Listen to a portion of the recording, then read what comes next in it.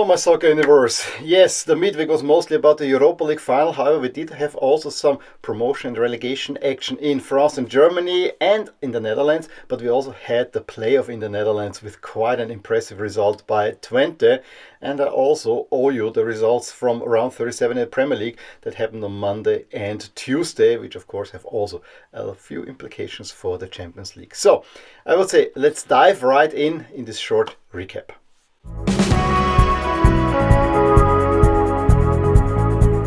Due to the FA Cup final, round 37 in the Premier League was completed on Monday and on Tuesday.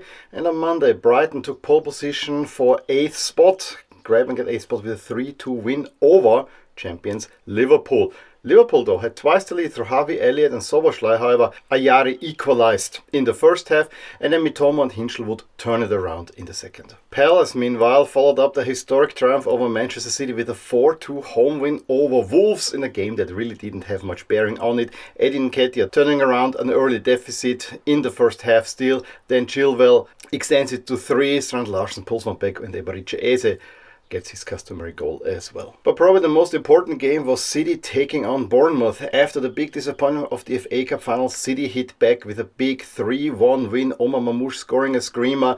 Bernardo Silva also getting a score sheet very late on. Nico as well. It was of course also the last game for De Bruyne. Jebison on the 96th minute pulling one back. So City now are in 3rd position and very well set to grab a Champions League spot.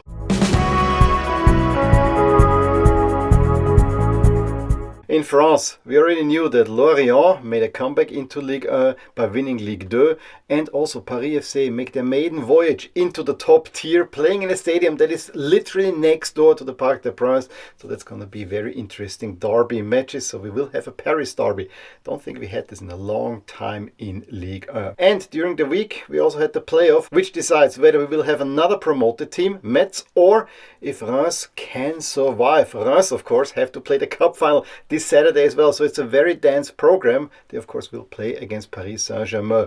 However, Reims got the slight advantage. Yes, they were 1-0 down at Metz through Udol, but Kipré in the 52nd manages an equalizer in a match where I would say overall Metz probably had a little bit more of the game. However, the 1-1 leaves the door open for Reims to secure survival.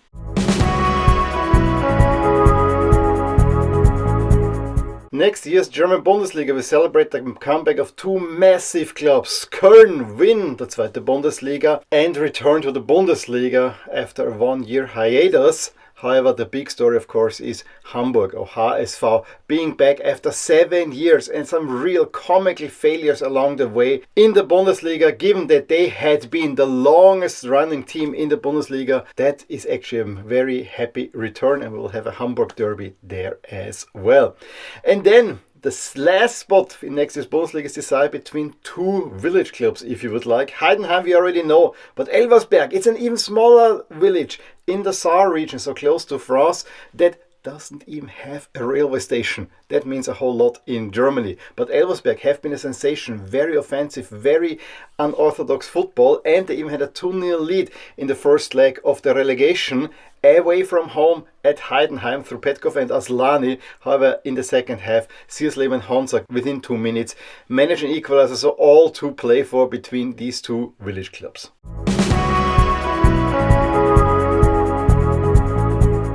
We also had plenty of playoff action in the Netherlands. In the Conference League playoff, we had two one-legged semi-finals. In the first one, AZ took apart Heerenveen 4-1 at home. The game was more or less done and dusted already at halftime, with Merding scoring a hat-trick, a pure hat-trick as we like to say in German.